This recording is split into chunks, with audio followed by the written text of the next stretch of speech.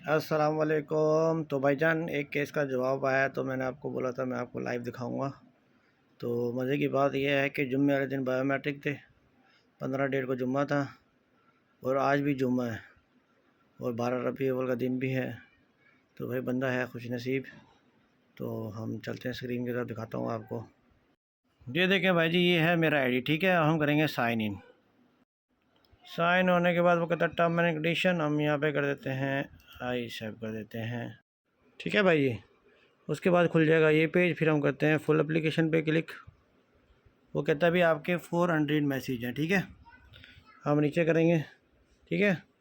तो जैसे मैंने आपको बताया था कि हमने ना 15 सितंबर को हमने कराया बायोमेट्रिक, ठीक है। तो इसका जवाब आया है 27 सितंबर को, ठीक है। लिखा हुआ your visa your application was approve, you need to send your valid passport, ठीक है भाईजान। ये देखें 4 मैसेज अनरीड अभी तो मैंने देखे भी नहीं है, ठीक है। ओरिजिनल पासपोर्ट रिक्वेस्ट, ये देख लें 27 सितंबर न्यू मैसेज।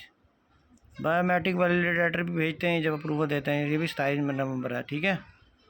ये हमने केस लगाया था 26 अगस्त 2023 को और हमने इसकी बायोमेट्रिक दी थी 15 सितंबर 2023 को और 27 सितंबर 2023 को ये वीज़ा ना हमारा हो गया है अप्रूव, ठीक है भाईजान।